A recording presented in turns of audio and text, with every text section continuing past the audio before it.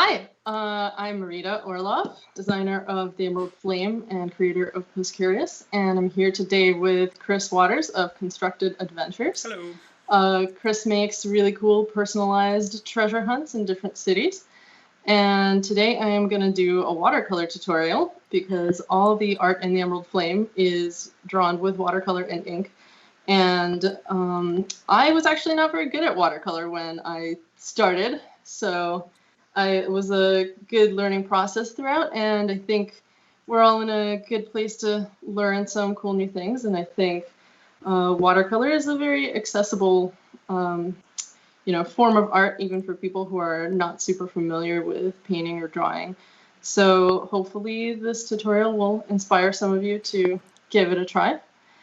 Yeah, do you have anything to say right now, Chris? And my role, for the people that are like, what's this guy doing here? My role is to help kind of keep everything going. I am a very mediocre at best artist, but I would understand that drawing and reading questions and answering and thinking at the same time can be a little bit tricky. And so I'm here to kind of keep this going, chat, take questions, and be the moderator of sorts. My first question, I was actually talking to my twin brother's an artist for Disney, and he said that watercolor is one of the harder things to learn and do, because and I guess also teach, because you have so much time you have to wait for the water to dry. Is that something you have to factor in? Yeah, well, patience is definitely a part of it, and I learned that through doing it. I mean, I think it is, I'm not saying that it's an easy medium necessarily, but I think there's a lot you can do with it, even if you've never done it before. Yeah. So there are certain things that, if you try to adhere to, I think you can get a lot out of it. And it's, it's not quite as difficult as oil painting, which takes significantly more patience because the paint takes literally months to dry. At least in this case, it'll only take some number of minutes. And I'm not the biggest expert in watercolor, and of course, like anything, there are 100 different ways of doing it. So if you search watercolor tutorial on YouTube, you're gonna find 1,000 people who paint in their own different way. So this is just the way that I do it, and hopefully some of you will find it useful. So I'll just talk about my setup here. First of all, I'm using some cold press watercolor paper, and I've drawn out a little pencil outline of a flower, and I've got my little reference photo right here. So I just trace that with a light box very lightly. You don't want your pencil lines to be too dark because you're not really going to be able to erase them afterwards. So you want to keep them pretty light. And I've taped it down because the water is going to cause the paper to warp a little bit, so we don't want that to happen. And you want to use the least sticky tape possible. So usually that means painter's tape, because anything stickier than that is going to rip your paper off afterwards. I've got my palette over here, which is very messy. But the nice thing about watercolor is that even when it dries, you can kind of just bring it back to life with water. So you don't really have to worry that much about cleaning up your palette because you can just come back to the same colors that you used before. And then I've also got a little jar of water here. I got my paintbrush. This is a cool paintbrush because it actually has water inside of it. So if you just squeeze it out, it's gonna come out at the tip of the brush, and that makes it easier in some ways because you don't have to dip it in the water quite as much. And then I've got two paper towels, one which I use to wipe paint off the brush, and the other one I just keep handy in case there's any extra little bit of water buildup on my drawing. So I'm gonna start by laying down just a little bit of color very lightly. And while I do that, we can talk about something. So I wanted to say hi to Jessine who's all the way over in Denmark, who I'll actually be interviewing in, I think, 2 weeks. Every Friday or Saturday on my YouTube channel, I interview people in this industry. I did interview Rita twice, actually, and it was on Instagram Live. And it's also the reason why I don't do Instagram Live anymore, because we went to post and the whole system crashed. And fun fact about IG Live, if you don't post it, it doesn't save and it's gone forever. And so we had, in both of our opinions, the best interview I've ever done and the best interview she's ever done, and it was lost to the ether. So thank you for staying up, because I would imagine it's the middle of the night right now where you are. If anybody has any questions about the Emerald Flame, Tale of Ord, about Rita's processes, about the weird stuff I do, I'm always happy to tell stories and chat there. Don't hesitate to add it in the comments. We'll pin them to the bottom of the screen as she works. And then it goes without saying, if you have questions about art and her style and what she's doing, please feel free to pop it in the comments section, and we will address it and we'll add it. But I guess what I really want to talk about while you're working is what are you doing this for? What prompted this artistic endeavor, this live artistic endeavor? Yeah, well, when I was about to start the Emerald Flame Kickstarter, I decided that if we funded in the first day, I would do a little live drawing and sort of raffle off a drawing to one of our first day backers. So here we are doing that. So how does the raffle work? Is it just everybody that backed you day one, myself included? So I have a chance to get You this. do. That's true. It might be you. I understand if you don't want to. I feel like maybe that could, people could. Feels a little biased, but... Yeah, a little biased. I will be okay if you end up picking me and you end up repicking. I will be all right. So I do have a question. Let me see if I can add this to the broadcast from Justine. It said, "What kind of paper did you use for the artwork of the Emerald Flame?" It was the paper that I'm using right now, which is a cold press watercolor, and I think it is from Strathmore. They actually have, you can buy individual watercolor paper, but they also make these watercolor notebooks, basically, which are spiral bound. And they make small ones and they make big ones. And if you're going to do a whole lot of it, you could buy a big one and then just cut it up into smaller pieces, which is what I ended up doing because I had so much artwork to do. I would imagine. Oh man, and so all of these things, can they be purchased just at any arts and crafts store, or do you have to kind of get them specially somewhere? You can get them at any art store pretty much. These came from Blick, but they definitely have watercolor paper at like Michael's, and you can of course order them online as well. But Strathmore is generally like really good quality paper, so I use that most of the time. Gotcha. I do have another question from Elizabeth Watkins. Did you go to art school or are you self-taught? I did go to art school, but I went to art school for furniture design. And I actually originally thought that I was going to be an illustrator, and once I started working in 3D, I switched my major.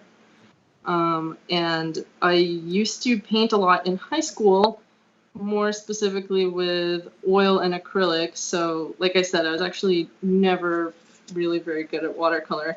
But there was an Inktober a couple years ago, which for anybody who doesn't know, illustrators will make a drawing one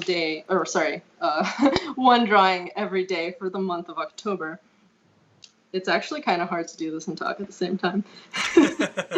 So one year I decided to participate in that, and I was like, you know what, let me try some watercolors because I want to make this game look like this, alchemisty manuscript. And so I just started by drawing some flowers, and that was actually really fun because, you can kind of play around with it, and it doesn't have to be exactly perfect. You could change the colors, and they just have really fun shapes. And I like this one in particular because the leaves have a lot of different variations in their shading. So that's great. So, and I have to ask you, do you have extra copies of this just in case, like, you sneeze and you just run your hand over and ruin the whole thing? Because I did a little art project on my Instagram last night for one of my Patreon backers. I send a personalized thank you note for the people that back in the higher tiers. And it always involves, I gotta try to cover up the address, but it involves a wax sealed envelope and hand lettering. And my hand lettering is pretty okay. It's not great. It takes a couple tries, especially if it's been a minute since I've done it. And so I found myself posting my camera, my phone, and turning on Instagram and doing this, and then I either use the wrong paper or the wrong pen and it's bleeding, or my line wasn't straight and I crumple it up and do it again. So is this like a one-shot, like, high risk endeavor, or do you have a backup if needed? Well, I mean, a backup would just be me redrawing this pencil sketch, so that would be fine. I mean, I'd have to redo the whole painting, but hopefully I won't sneeze that hard on it. I think I speak for all of your viewers and backers when I say you're a very dangerous woman, Rita. Yes. Yeah. It's kind of a crazy idea. I don't know why I did it, but I guess it's kind of fun. I think it's great. I also think it's really cool, and you can't see this, but since I'm kind of the controller of all of these, I can zoom in so people just see the watercolor. And so from time to time, I'll be switching between, you and me and the watercolor, or you and me and then just the watercolor, so people can see the work that's going on. I do have another question, but before that, I want to talk about what's the process when it comes to watercolor? Is there a correct way, like, oh, you go inside out or outside in, or darkest colors first? And keep in mind, I have zero experience with art, so these questions might be just really dumb, and I'm sorry if that's the case. No, not dumb at all. That's what this is for. I mean, so the one thing that you cannot do is start dark. Like, you have to start light, because once you go dark, there's not really any going back. But in terms of technique, I don't know that there's really a right way, because there's so many different ways of painting. And like, some people like to paint wet on wet, which means you actually just like brush water all over your paper and then start, creating all kinds of chaos. Wow. I start with a dry paper for these, and they get a little bit detailed, so I don't want things to get too runny. But as you can see, I'm going very lightly right now, and I am leaving some spots like almost white, because, like I said, once you put it down, you can't really go back. I mean, you could pick up a little bit of it with water, but you're never going to get back to like the complete white of the paper. And I don't really like to leave things totally white, so I'll go over all the areas with like a teeny bit of pigment. But really the key to it, which is what I did not understand before when I said that I sucked at watercolor, it's because I just didn't understand that you really, really need to wait for layers to dry. And the key to the whole thing is really layering. Gotcha. So starting out really light and then kind of just building up from there. Yeah, it's hard to undo something when you have a wet sheet of paper and you have extremely dark pigment and you drop that on there, and no matter what you do, it's going to be hard to cover that up. Okay, I've got another question for you from Jessine, who, thank you for being so active. It's wonderful. Did you ever try hand-pressed paper? I'm thinking of using it for my new project, or I'm not sure yet.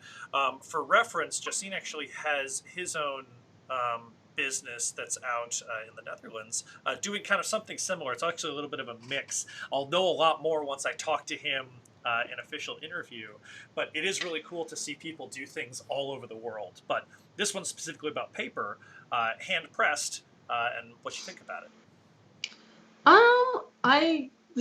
I'm sorry to say I don't know if I have an answer to that question. Yeah, I haven't really used hand pressed paper. And I mean, like I said, I haven't done a whole ton of it outside of this project. Yeah. So that's totally okay. So it sounds like, Jessine, what you need to do is you need to try hand pressed paper, and then when I talk to you in a week and a half, you're going to need to have that answer, because I'm going to want to know. Okay. And I want to know. Yeah, we're all waiting to know. So you have at least 2 active viewers for when we do our interview. So figure that out. Okay.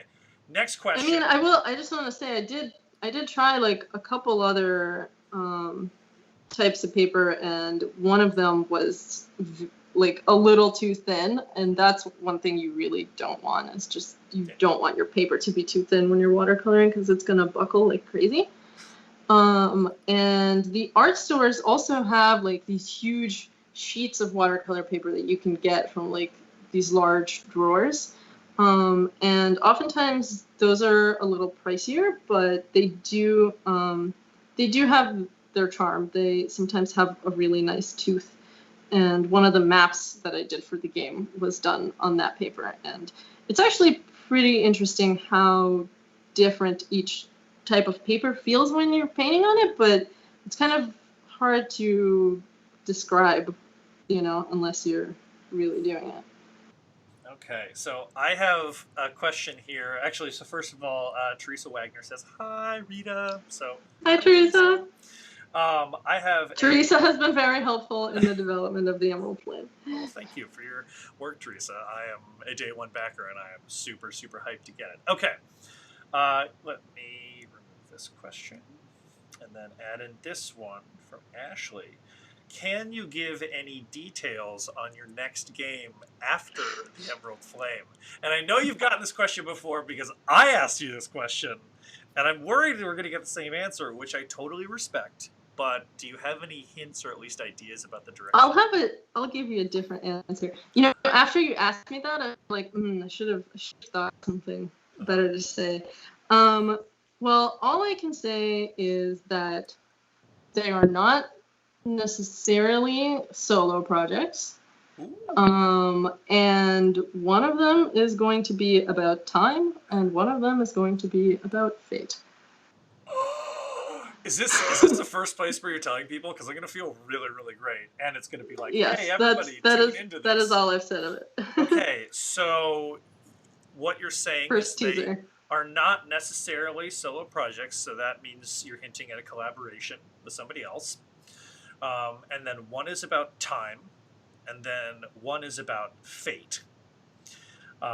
Which is super cool, and actually kind of brings me into another really great question from Elizabeth. Let me bring it in, and it was for both of us, favorite type of puzzle. Now, I'm really worried that I might either be spoiling, and I'm not going to say my favorite type of puzzle, but I am going to say one of my favorite things that I've done that I really liked, that I thought I created myself, and then I learned later was actually in a Hitchcock novel and or movie. But this goes in range with time, and it's a very cool kind of time-based encoding or puzzle.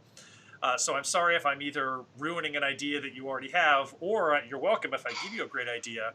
I will actually step away for just a second, and I will grab the piece that I'll show you. So I'm going to watercolor. Rita, you want to answer this while I grab my little prop? Favorite kind of puzzle? Yes. Is that the question? Yep, favorite kind of puzzle. That is such a tough question. I think my favorite type of puzzle is something that uses physical components in an interesting way. All right, so I actually totally missed that. You want to repeat just for me? I said my favorite type of puzzle is something that uses physical components in an interesting way. Yeah, I'm going to get a little bit more detailed, and mostly I'm going to sidestep the favorite type because weirdly enough, what I end up doing tends to be a little bit less puzzle heavy and a little bit more about kind of decoding messages and figuring that out. Mostly because what I do is events that are usually, well, almost always on a timeline. And so when you get the Emerald Flame, if you want to try to knock that thing out in one sitting, you can try, but it might take you multiple times, right? You play for a little bit, you pause it, you play, you pause. With mine, people hire me for like a marriage proposal, right? Where it's like, we have to end this thing about 30 minutes before sunset. And so I can't make the puzzles too challenging because the last thing I want is for, the players to be standing in the middle of a park with like a book full of numbers and it's dark and the photographer we've hired has already gone home and all those things. But I did do a puzzle that I thought was brilliant on my part, but like I said, was Hitchcock, and it actually involved a clock and semaphore flags, if you're familiar with semaphore flags. Oh, I am. Oh, do you know where I'm going with this? Should I stop talking? No. Okay. No, I don't. So for those who aren't aware, I'm going to cut the screen to me. Semaphore flags were used on like ships, and you essentially like different types. You do semaphore were different number or different letters. So if you wanted to send a message to a ship, you would kind of wave these flags, and they would be looking through binoculars or a monocular at of what the message was. So it was basically like an old school way, or like people that may have gone to like camp as kids may have learned semaphore. Now it's not super necessary because we have cell phones and we have easy ways to send messages. But what I did was I basically gave them semaphore flags and a digital clock, and essentially wrote down different times, and the times on the semaphore flags ended up matching hands on a clock. And so when you looked at the time on the clock, and then if you shifted it over to an analog clock and you looked at the hands of the analog clock and then shifted it over to semaphore flags, it was a message. I just thought it was a really cool, clever way to like send a message. Definitely not able to be done if they aren't aware of semaphore, so you have to do a lot of explaining, but it's a fun jump. And then later in the adventure, she literally had like a monocular and was on the top of like a big mountain and looked in a certain way, and there was somebody with semaphore flags, and it was quite cool. But that's a very long-ranged answer, but it's also a lot of fun. And so if you want to use just kidding, Alfred Hitchcock's semaphore puzzle when you do your time-based one, you're more than welcome to, because it's not my idea anyway. Yeah, well, I won't lie. I have seen that. Yeah, I know, exactly. I was in places excited before, but yeah. It's definitely not new, and it's why I was so excited when I came up with it. And now I'm wondering if I was clever and came up with it, or if I saw it somewhere. And so I like to think like I came up with it on my own, but really I totally understand that, like, whatever, there's no new ideas. I mean, I believe that you came up with it, but thanks. You know, a lot of things like this, it's easy to come up with similar things. Yeah. But was the question favorite puzzle that you made? Because I thought it was favorite puzzle to solve. I guess it was favorite type of puzzle. Oh man, I don't know if I have a favorite. I definitely have ones that I don't like, and I could kind of go with PG. Where I interviewed PG Law, and she said, I hate math puzzles because it just makes me feel like I'm in high school again. And you're like, I don't want to solve an equation. I could just, if it's a logic one, I love those, right? The math problems, one of the ones that I'll use quite a bit because you can dictate the answer is if you have like 10 crows on it's not even a puzzle, it's more or less just a riddle, but like 10 crows on a fence, and you shoot one of them, how many crows are left? Or like the immediate answer is 9, but you have to think about it a little bit further. And I won't say the answer. We can let somebody else answer it in the comments. Or if you want to answer it, you can. But fun, that's the only time I like math, is when it's like a logic thing where you're just thinking about it in a different way, and it doesn't involve like heavy multiplication or division or things like that. Well, I think that if it's really like if you're gonna have a math puzzle, it's gotta be a puzzle. So there's gotta be something to figure out that's not just solving an equation, because it's not really a puzzle at that point. You're just doing an equation. Yeah. So it's kind of like I feel the same way about like if I'm just given a cipher solution and a bunch of text, then I'm just kind of sitting there and translating a bunch of text and not actually solving anything. Yeah. So, I mean, the solving is the fun part. So it's not going to be great if I just give you like a long division problem. Yeah, I know. That's like, it's basically high school again. Justine nailed it at 0 because when the gun goes off, all the crows are going to fly away. And so there's not going to be any crows left. There's going to be one that's no longer alive, which is a little bit morbid, but all the other ones are gone. At least you would assume that would be the case. But yeah, that is I'll have to think about that further, about what type of puzzles I like, because what I end up doing with my business ends up being so much more like sending messages in a unique way, and a little bit less like a puzzle like yours or people that do things that you do. All right, well, let's talk about where you're at so far with your watercolor and if you've changed anything. Well, as you see, I'm slowly making things a little bit darker. And as I make things go darker, the lighter areas also kind of become darker as I keep going. Not really a whole lot to update on, but I'm trying to make these folds in the petals. And, it's not gonna, it is gonna look a little bit ambiguous just with the paint, but because I do a lot of the detail in the line work at the end with an ink pen. And hopefully we'll have time for that, but we'll see. And can you give us, for reference really quickly, do you have can you show us the picture that you're working off? Because I think you showed a picture that you're kind of basing. Yeah. Right? So far I'd say that's pretty spot on. Well, that's really good. Okay. All right. Okay. So heard from me, what is, if you're allowed to say it, because it might be with the Emerald Flame, what is your favorite puzzle that you've made? Ever? Yeah. Or do you have one that sticks out? You don't have to say favorite, but you could say something that sticks out. Well, I mean, yeah, there's a few. It's hard to choose. They're like my babies, but there's the puzzle in the Emerald Flame that is made up of a bunch of flowers is actually one of my favorites.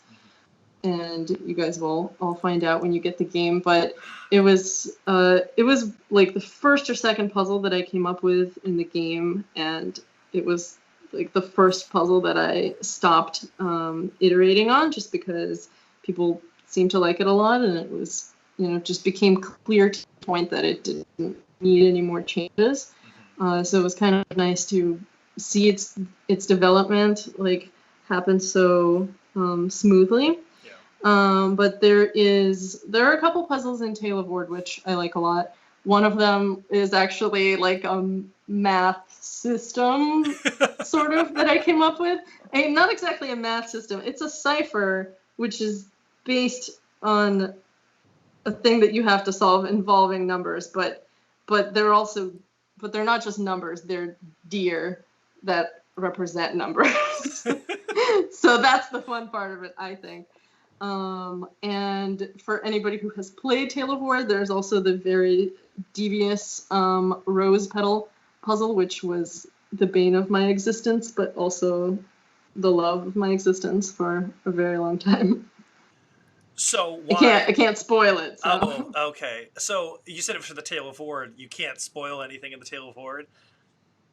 Well, I mean, I could if people want to close their ears right now, but I think there are people who still want to play it, and it's kind of a good surprise, so I don't want to ruin that one. Okay, I totally understand that. Still, it's interesting. I'm actually interviewing Justin Nevins next week, who is the engineer who designed the Crypt decks. Oh yeah. Yeah, and he's like, oh yeah, Rita, like we've worked together, we've done some really cool things. So fun fact, he has the Tale of Ward, and he hasn't played it yet. And the reason he hasn't played it is because him and his wife, we're getting actually a lot of compliments on your work, by the way, which I'll pop up after we get done with the story.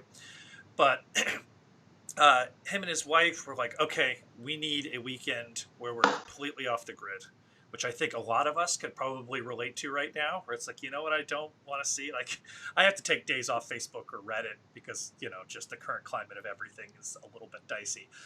But they were like, we're going to get a cabin and we're just going to play board games. We're going to leave our phones in the car. We're going to shut off. Well, that might be a problem because they need the internet to solve Tale of War. That was the problem that they ran into, was that they needed a phone to be able to communicate. Actually, you need a computer, actually. Oh, well, they need a computer. And so he hasn't done it yet. He's up in Seattle. I'm in Portland, Oregon, and we're actually chatting about once the coronavirus actually kind of fades away, which, let's be honest, might be a while. He's going to come down and we're going to do 8 or 9 escape rooms in a day, which I'm not sure if I have the constitution to be able to handle that, but we'll find out. And so I'm trying to convince him to do Tale of Ward with me, so I actually can finally get to play that game that I've been trying to since I heard about it. But I figured that was a funny story that you would enjoy, that through all the times that we've talked and all the times I've begged you to re-release it, and I respect the fact that you don't, because it's really cool, and the points that you made a lot of I sense. mean, I might, but we'll see what the future brings. Yeah. As you can see, my extra paper towel is coming in very handy right now because I had some runaway paint. And so actually, if you end up getting a little bit of paint on somewhere where you really didn't want to, you can put some water on it and just kind of pick it up. Yeah, getting some great and comments. It goes away. Yeah. A lot of people are relating this. They have these flowers in their gardens, or they've seen them before. You know, okay, when I was doing the art for the flowers for Taylor Ward, I was like, every day I would walk down my street, and all of a sudden I started noticing, like, wow, wait a second, a lot of my neighbors have gardens, and like, there's so many different flowers in them that I never noticed before. So every day I would walk by and I like noticed more and more flowers that I hadn't seen. So it's kind of cool, like when you start doing something and then noticing a lot of things that you just didn't even realize were there because you weren't paying attention, or you were walking down the street looking at your phone and not at all the beautiful flora around you. Yeah, sometimes I find whenever I'm trying to brainstorm ideas or think, I have to leave my phone at home and go for a walk, because my usual MO when I go for a walk is like, oh, I'll put in a podcast or I'll put in music.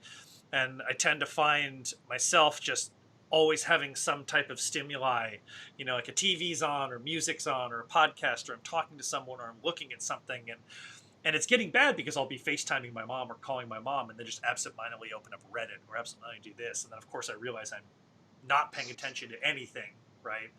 And so it is something to be said about just walking down the street and being aware of your surroundings and taking inspiration from the world. And it can be tough to leave your phone at home, but people survive without phones for thousands of years. So we can survive for Absolutely. a 10 to 15-minute walk, right? Yeah, but if you do take your phone, you can take pictures of all the flowers that your neighbors have. That's true. So and then draw them. Set yourself some guidelines, right? Set some rules to make sure that you're not just like, oh, just see what's happening right now on Facebook, Instagram. Yeah, it's hard. Once I take my phone out, I'm like, oh, I'm just gonna take a picture, and then I just don't even take the picture. I just end up checking Facebook. It's a very bad, very bad habit. Yeah, and I use that excuse where it's like, oh, I'm a business owner, so like, what if one of my clients needs to talk to me, right? And then I'm like, oh, well, email's empty, but like, what's happening over here? Instagram is for my business, so I'll just pop in that real quick and check out what's going on. So, not that it's bad, because you guys are on Facebook and you're watching this beautiful art and you're able to pick this puzzle expert's brain about the amazing piece. I want to shift gears a little bit, if that's okay.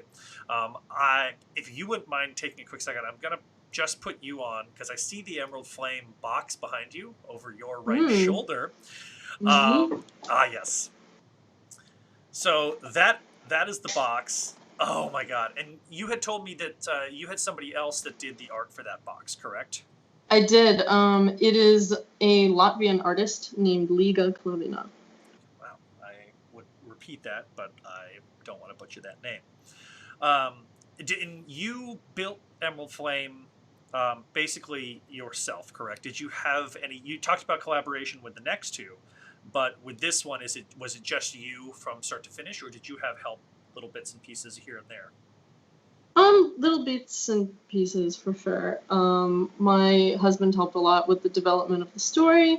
We worked on that together quite a bit, and I had a friend help out with making the chat portal that is going to be online that people interact with in order to enter their solutions and stuff. Gotcha. And then I had a couple other people help out with the Kickstarter campaign.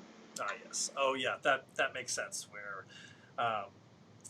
you probably would need a little bit of help, and so that is kind of the next thing I wanted to. It does go without saying, everybody. If you do have more questions, just about anything, feel free to pop in the comments. As you see, I'll put them right on the screen so people can see what we're talking about. So let's talk about Kickstarter. Sure. You started off, and so we have 68 hours left to go on this Kickstarter, and I am going to ask what happens once we hit that threshold. But the first thing I want to talk about is you had the Tale of Ward, which was a critical success. Anybody that I've talked to absolutely adores it and says it's a masterpiece, and it's like the one thing that I need to try. Um, you did Tale of Ord, and that was just kind of released. You sent it to reviewers. You didn't do a Kickstarter for Tale of Ord, right? Because it was your first project. Yeah, that's right. Yeah. And so then you did Emerald Flame, and you put it up in Kickstarter, and your day one goal was $33,000 in backers, and that's basically people that want to support, because I know one of the options is like $1 just to kind of track to see how it's going, and then all the way up to like I want to buy a bunch of copies, right, and little kind of goodies in between. You hit your goal in 4 hours. Yeah. Were you just F5ing your computer that entire morning, like watching this number just skyrocket? Like what was your morning like that morning when you first launched the Kickstarter? Were you nervous before you started it? Oh yeah. Very nervous for sure. I didn't really know what to expect, and trying to just like make sure we have all our I's dotted and T's crossed before I pressed the launch button. And I was like, oh my god, what if I press the launch button and like Kickstarter breaks? Thankfully that didn't happen. But yeah, I mean, I didn't really know what to expect. We put all of the effort into it that we could, and thankfully it went well. Yeah, I'd say that's the understatement of the century. So I'm literally looking at it right now. There's 68 hours to go. And is it a 30-day Kickstarter? Is that how Kickstarter works? You can choose how long you want to do your campaign for. So most Kickstarters are 30 days, but you can do 14 days, you can do 60 days. Gotcha. So, and this was 30, and there's 68 hours left. And now you're up to 2,501 backers. I could probably refresh and see if it's increased since I popped this up on my phone. And the amount is $224,879, which is, this is going in my poor math and my math skills, but that is way higher than your initial goal of 33. So how did it feel where it just kept going? Like, how does that feel knowing like everyone is super jazzed like about your sophomore project? I mean, obviously I am super jazzed. I've been working on it for so long, and I'm really happy with how the game turned out. I think people will enjoy playing it, and it's just awesome to like see all this work pay off and see that everybody else is also really excited to play it. Have you had any response from just like the industry of people that kind of create puzzles? I know there was already a lot of buzz around it because everybody I interviewed was like, oh yeah, if you're stuck at home in quarantine, you should play Tale of Ord. And then, understandably, you're working on this next project. But how has the response been from not just like people that like to consume, but people that like to create? I mean, I'm friendly with a lot of other puzzle creators, and everyone is very supportive, and I think also excited to play it. And a lot of us play each other's games and try to share information and support each other. So it's a pretty good community. Yeah, I have found that it's one of my favorite by far. There's not it's not competitive like other industries, and it's competitive where it's like you always want to improve yourself, right? You have people that you're comparing yourself to, but you knocking it out of the park and absolutely crushing it benefits all the other people that do similar things to what you do, because people get this and it's amazing and they love it, and especially the people that have never played a puzzle tale before or anything that is like a mail-in adventure. Yeah. And so the moment they finish yours and like, okay, well, we have to wait for the next one, like, what do we do? And so people start looking at other ones, and so it's kind of that like rising tide rises all ships. Like everybody succeeds with this. Every time somebody goes to an escape room and it's a great escape room, they immediately want to go to one down the street. So it's not like an oil change station where if I get my oil changed at this one, I'm not going to get my oil changed at the other one because I'm good. And so I talked to Tommy Houghton, who's kind of a person that everybody seems to know, and he was the first person that really illustrated that, where nothing is worse than a bad escape room, because if somebody does a bad escape room, they'll never do any other escape rooms, or it'll be a long time. So it's really great that everybody seems to recognize that, and there isn't anybody, at least that I know of, that's like, Well, okay, there are I a mean, few. there are people who exist that might not be as like kumbaya about it as we are, but Which is unfortunate. Which is unfortunate, but like, you know, that's your choice. Yeah. You do you, and I think it's great when people can collaborate and like support each other's work. And I usually share if I'm playing other games and enjoying them, because I want to expand the people who are into this hobby, and also help other creators succeed, because we're all doing this because we love it, or I mean, at least I assume so. I would like to believe that. Yeah. So yeah. I feel like if you get into this industry to make a ton of money, like, it's not the industry to get in to like make an insane amount of money. There has to be passion, and the passion shows through. And it's kind of clear with yours. Okay, so I do have another question. Actually, I have a lot of people talking about how amazing Tale of Ord was. If you guys want to share ways that people that haven't played the Tale of Ord can get their hands on it, by all means. We've already learned some amazing things, like what Rita's next projects are. Okay, so this next question, bring it up, is, oh, I love this. How do you decide if a puzzle is too easy or too difficult? Matt Edwards, this is the golden question for all puzzle creators. Rita? Yeah, absolutely. So I always say that, first of all, it depends on who your audience is. And really, it is the playtesters that will determine if the puzzle is too easy or too hard. Yep. And I mean, difficulty is, in some ways, really just clarity of information. Because if the puzzle is solvable, that means that it works, like just logically speaking. So then it's a matter of how you present the information and how much information you're presenting. So you could make a puzzle more difficult by taking away information, and in some cases you might take away too much information, leaving people wondering what they're supposed to do, or maybe it's just like worded or presented in a confusing way. So if everybody's getting stuck or confused, then you know that you're going to need to clarify something. And if everybody is getting it in 5 seconds, and or they're saying that was too easy, which I would say is an infrequent refrain of testers, then maybe you want to either take away some information or you want to like add a step. What is often nice is, sometimes you could have something that's not necessarily super difficult, but maybe it has a couple different layers. So you have to find out a couple different pieces of information and then put those together. So that's another way of sort of making something difficult without really making it more difficult. It's just like adding another part to it in a way.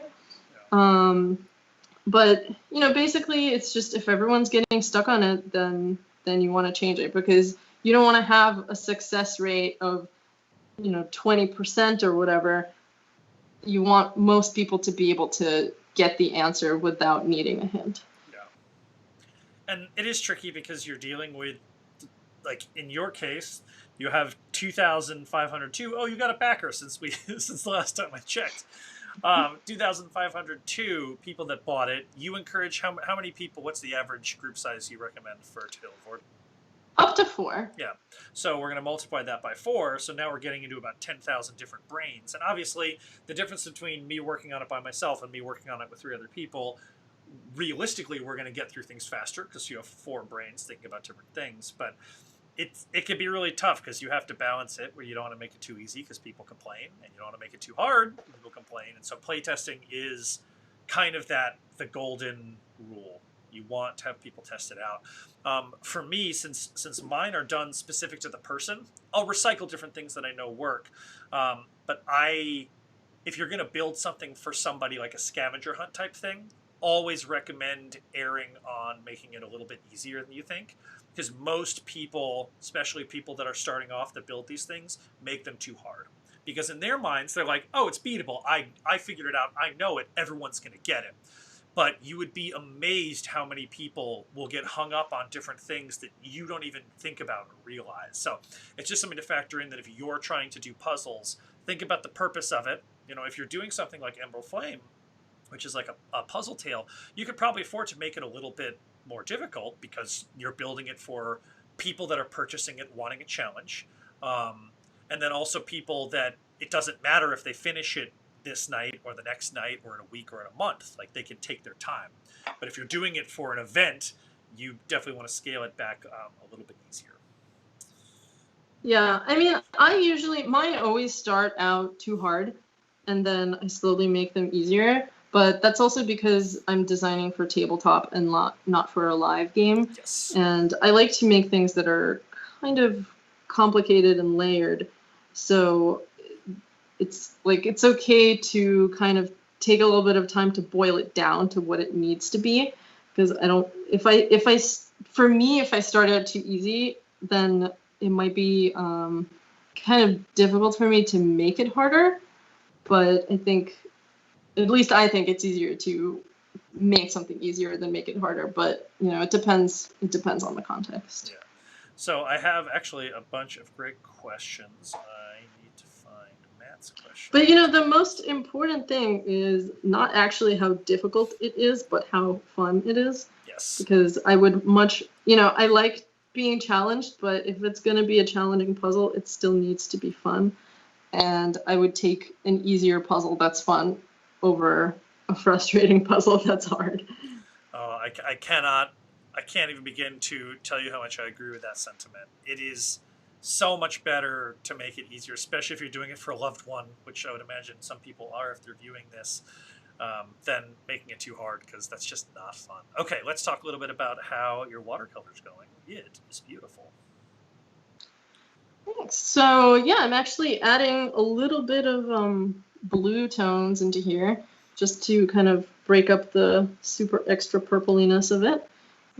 Give it a little bit of another tone. And I'm getting close to being done with these petals here. And as you can see, it just kind of keeps getting darker and darker. And It's sort of weird, the contrast that ends up building up, because even though this is not really the pure white of the paper, it looks like it is now. So that's why I ended up doing like a little bit of a brush over, because I don't really like it to look too white. And the other thing is that you can, this is a piece of art, and I'm not obligated to stay true to the photograph of this flower. So I'm actually going to make these petals kind of blue. Yeah. Rather than white, because, white's not really that fun to paint in watercolor. Because the only thing you can do is just like add a teeny bit of shadow, and that's not really as nice. Yeah. Okay, I've got another great question here. I actually think there was a couple. Let me pop back really quick. Okay, this actually, these next two go a little bit hand in hand. And you did mention this a little bit, but where do you get the inspiration for your puzzles? And you can talk in a broad sense, because I know you mentioned like what the theme of Tale of Ord is, the very broad scopes, or the theme of Emerald Flame. But do you have specific modes you get in or methods you get in, like to inspire yourself? So I get a lot of my inspiration from just doing research about the subject matter. And I always want the puzzles to, ideally have, be connected to the story, but at the very least, they should like be thematic to the story. So even if, for Emerald Flame, I looked at a ton of like alchemical manuscripts, and sometimes it means like diving into the subject matter and just maybe finding like a story or a picture that strikes you as sort of interesting and kind of going with that. And sometimes I like to just look at things and not necessarily know what they are, and kind of just think about how I can make them into something else. So for Emerald Flame, I found like a ton of these weird looking diagrams, and I didn't necessarily try to actually research what those specific diagrams meant. But I was like, well, I like this really weird shape. So how can I make it into a puzzle? And part of it is, what do you want your answer output to be? So let's say I need to have a solution that's going to be a word. Then I'm going to think about how am I going to, put letters into this diagram, and what's going to be the method by which somebody figures out what letters are the letters that they need. So it's like jumping off from a certain visual point usually, and then kind of working backwards from what the solution needs to be. Yeah, and it's the same thing with mine and my events. Like, you start at the ending, right? You have to have the purpose of the ending and how, like, what you want the answer to be. But there can be times where you can see something and be like, oh, that's really cool. I'm going to keep this in my back pocket for now. I don't know if you're that, if that's the case for you, where it's like, I have things in my quiver where it's like, someday I'm going to use this. Like, the semaphore one's a great example. I kind of thought or got inspired by the semaphore one, and then I had to wait for like 5 or 10 clients before I finally had the opportunity to do a semaphore themed puzzle, right? Or a time themed puzzle. So it's it is interesting, but starting at the ending is a good place to begin when it comes to puzzles, right? Figuring out what the answer is going to be, right? Yeah, I mean, I think it helps in terms of just like figuring out the mechanic. So once you at least like know what you're trying to get out of it, then you will have a better idea of how you can get there. Because if you just don't even know what the destination is, it's a bit hard to figure out your journey. Yeah. Okay. This kind of goes in similar. What are some takeaways from Tale of Ord that you use toward the Emerald Flame, like good or bad? Yeah. Well, difficulty was a huge one. You said You difficult. probably You cut out my heard people headphones. say that. I want to make sure that it didn't cut out on the stream. So you said difficulty was a big one? I said difficulty was a big one. I think anybody who has played Tale of Ord can probably tell you it's a pretty hard game. And it was designed to be that way, and you see I made a mistake now, so paper towel to the rescue over here. And like magic, it's gone. Yeah, I see nothing. What was I saying? Difficulty. Yeah, it was meant to be really challenging, but it did kind of end up being, I think, a little more frustrating than I meant for it to be. And I didn't really get like quite as much playtesting in as I had wanted to, just because the game was so long. And frankly, a lot of people like said that they would test it and then they just flaked out on me. So that was kind of an issue. But bet you won't have that problem anymore. It's true. I don't have that problem, thankfully. All my playtesters have been really great for Emerald Flame. But I mean, aside from the frustration, like I just wanted to make a game that was a little more accessible to a broader audience. So that also meant making it a little less difficult, but having also like less things that you kind of need to know or research.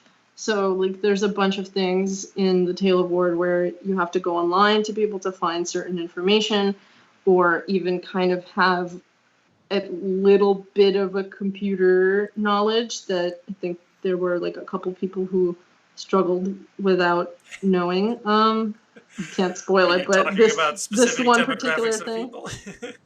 I mean, I don't know anything about those people. I just know that some people did not know this, and they struggled with it. They're like, what is the Google? not quite like that, but there's it's a barrier. It's still a barrier to entry. And there were also things like I had a phone number that you had to call. And so that was like kind of problematic for people who are not from the United States because they don't have a US phone number. So that was a thing that a couple people mentioned.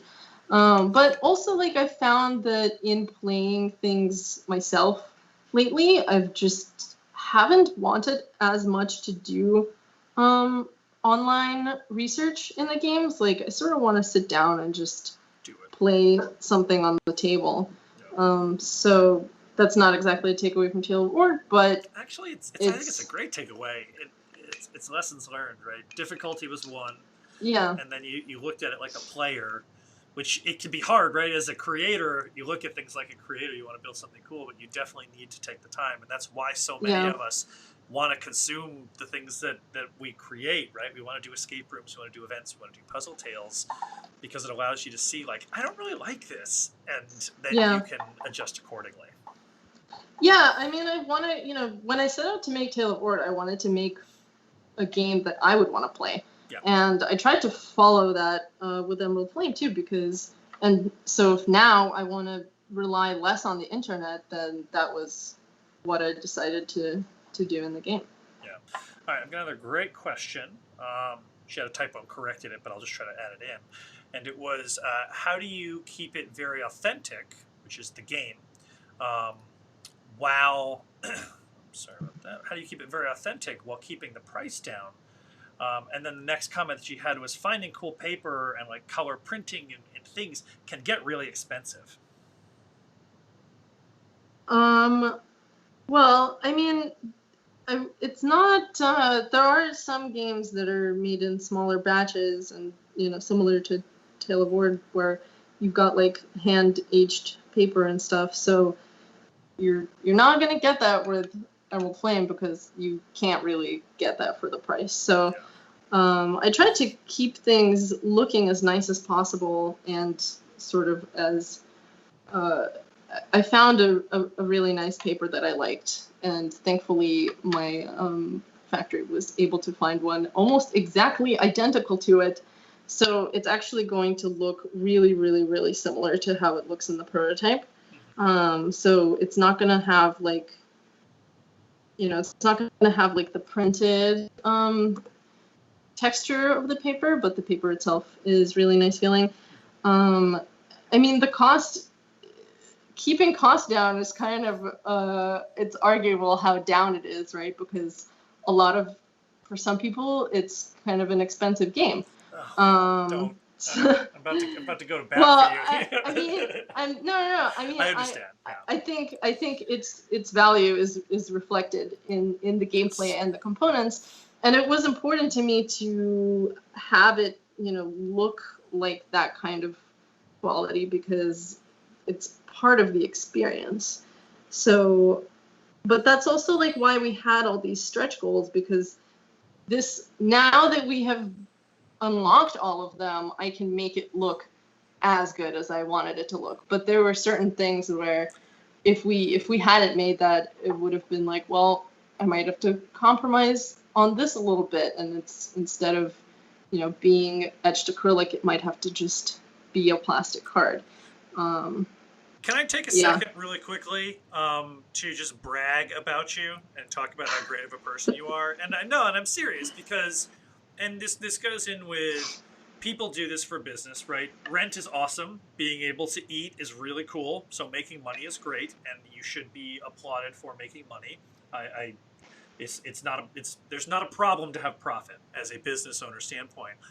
But you just talked about how you have blown this out of the water. Actually, you've had 7 more backers since we literally last checked, which I know we didn't do this as like a telethon, but I just think it's kind of cool that I refresh my phone and we're like, oh, we're like 2,507 now instead of 1. But instead of, like, from a manufacturing standpoint, the more you purchase, the cheaper each individual thing gets. It's like if you buy shirts. If you buy like 10 shirts, they're going to cost $20 a piece. And if you can buy 1,000 of them, they're going to cost 10. And that's how it works. So what you could have done is you could have just been like, hey, this is great. Every new backer, everything just gets cheaper. I make more money. But instead what you did was you're like, I'm going to take this money and I'm going to make this even cooler, and I'm going to make it nicer, and I'm going to make it better. So it's like every time somebody backs it, the value of the actual product increases for the person that already purchased it, instead of you just like making more money, which is awesome, but also like, I want you to keep doing these, and so I want to make sure that, you know, you're caring for yourself as well. But it is really something that you care so much about this that you, like, the more money that gets made from this, basically the nicer stuff gets, which is incredible. Yeah, I mean, it's a labor of love, and I want it to look as nice as I want it to look. So if I am able to do that, then that's what I'm gonna do. Yeah, Justine just backed it, so he was one of them. Cool. Okay. Speaking of tabletop games, what is your favorite strategy game for both of you? Like Catan, Seven Ooh. Wonders, Risk. Do you have one? Because I can go real quick. I have a great story to tell. I do love Seven Wonders. That's one of my favorite games. But I also am super into abstract strategy, so I really love games like Sagrada and Azul and Photosynthesis, which I think is like a genius mechanic that somebody came up with. Have you ever played it? I have not. I'll have to. So I've got. We're at an hour, but we can keep going if you want. I'm pretty much done with this watercolor over here. Well, we'll start to wrap it up. I'm gonna let it dry and then I'll ink it after that. But yeah, photosynthesis is a game about growing trees, and it's freaking fantastic. The mechanic is literally you've got your board where you plant your trees, and there is a sun that goes around the board with every round, and the trees will absorb the sun, and you will get sun points. So basically, the trees are just photosynthesizing, and then you can get them to plant more trees and grow your trees taller. And by growing them taller, they will block out the light of other trees behind them. But depending on which angle the sun is coming from in the game. Gotcha. So, So I think yeah, so it goes around, and you have to kind of plan like 3 turns ahead where you're like, am I going to grow this tree right now, or am I going to grow it later, because then it's going to block out this other guy, or like it might block out my own tree. So I don't want to grow it now. I want to wait for the sun to go around. Yeah, it's brilliant. But I wish it worked better with 2 people, but with 3 or 4, it's a really great game. Yeah. So the question we had was tabletop games. So one of my favorite games of all time is Settlers of Catan. Specifically with the Seafarers expansion, because I think it balances the game perfectly. It makes sheep useful again. Hashtag makes sheep useful again. God, that was a terrible pun. So never got into the other ones, but I love Settlers because it's just like in depth enough, just enough RNG, like random number generation, just enough things. My roommate, whom I love, we argue about everything. He grew up on Monopoly and loves Monopoly, and I grew up hating Monopoly. Oh, thank you. Oh, good. I hope he's watching this. I'm going to make him watch this. And we had the biggest argument about, because he loves Monopoly and I love Catan. And I ended up like Googling like top games of all time. And of course, like Catan is pretty high up there. It's one of the more popular games. And it was just this funny thing where it's like we only argue about really stupid stuff, but we argue very heatedly about stupid stuff. And Catan versus Monopoly is one of them. I also love a game called Small World. It's got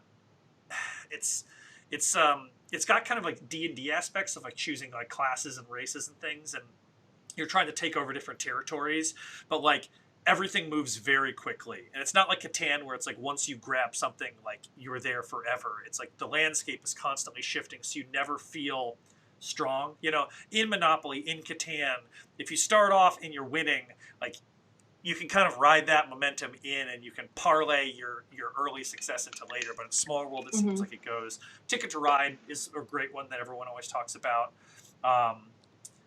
That's kind of my problem with Catan. I find that Catan is like a rich get richer, poor get poorer game, and I think it's actually very much like Monopoly in that way.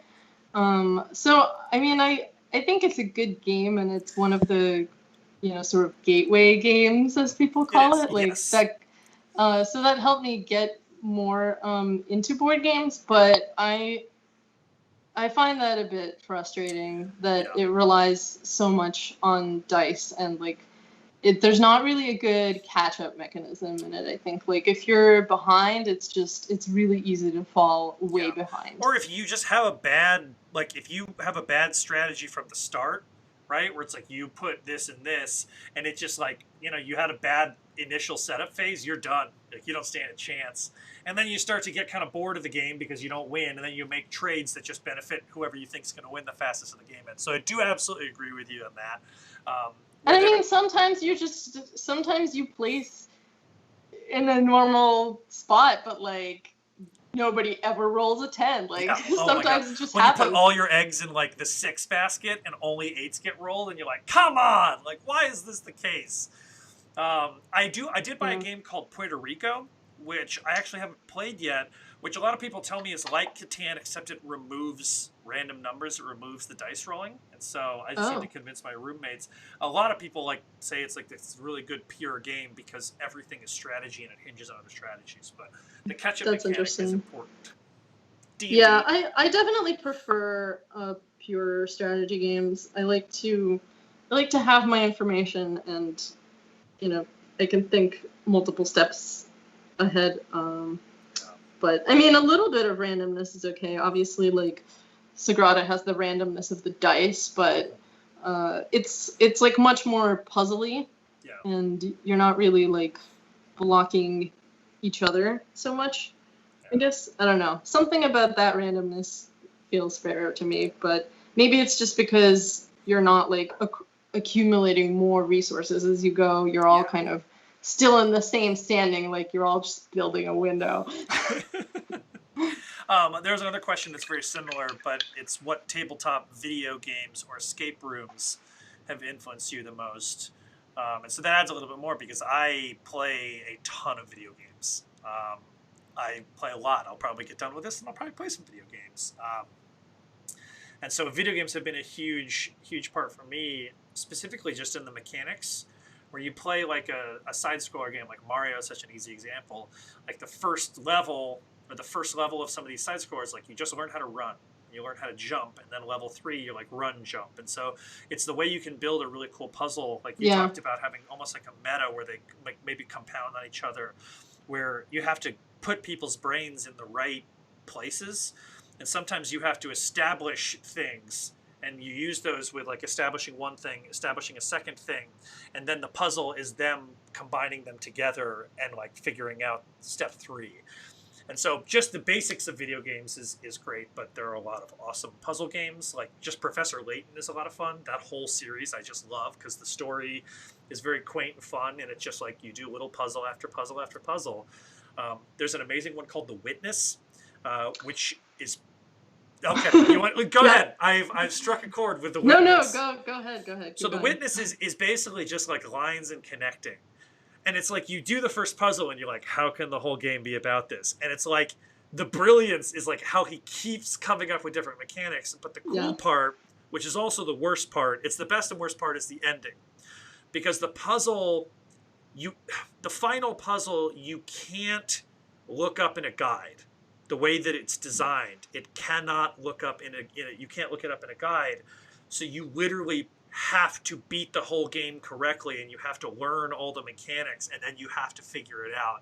And I think that's just absolutely brilliant. Do you have anything to add about the? I mean, my problem with the ending was that it's the only thing that was, I mean, without spoiling anything, it's the only thing that had any sort of timed element to it. Yeah. And I had a real hard time doing it that quickly. But that game is absolutely brilliant. Yeah. And definitely, I mean, I don't know if it's top 1, but it's definitely top 3 of my favorite puzzle video games.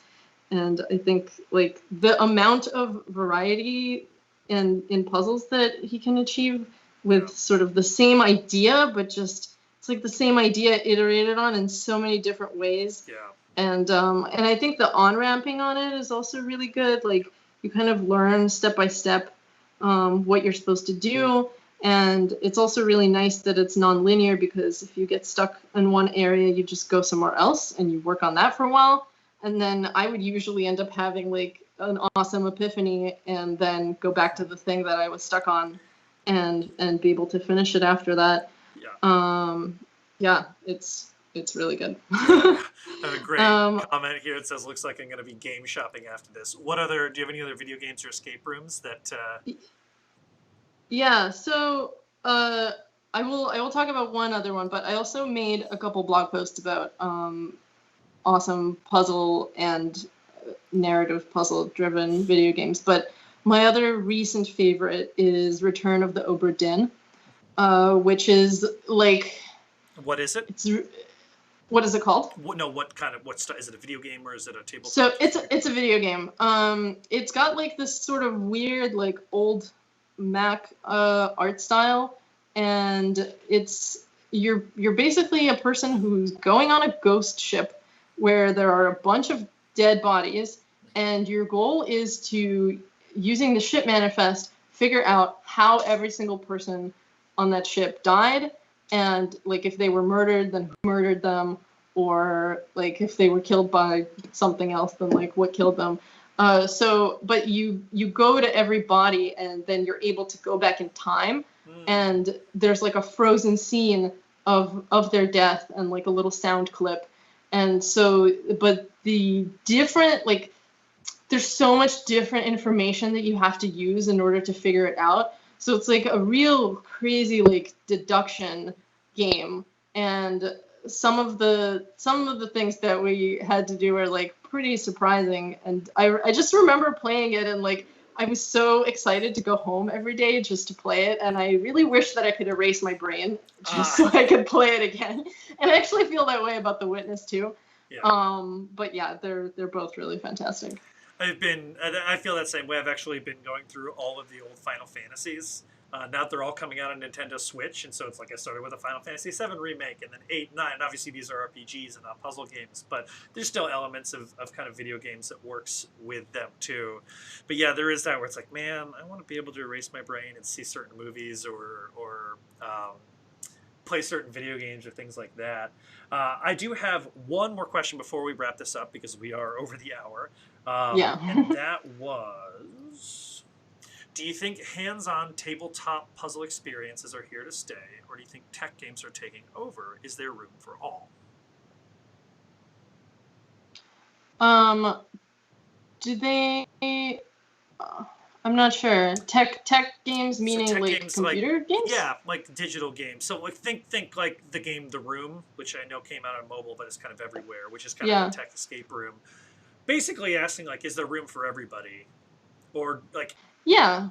Yeah, I mean, I think there's absolutely there's a lot of room, especially there's a lot of room for more good things always. But like, I mean, computer games or video games have been around for a very long time, and obviously so have board games. But like this sort of tabletop puzzle genre is like, just relatively speaking, more recent, and certainly like its growth has been really exponential over the past few years. So there were only a few of those games 5 years ago. Yeah. And also, looking back 7 years ago, there weren't even any escape rooms in the United States. So like going from zero to like the thousands of them that exist now, it's definitely been a big growth.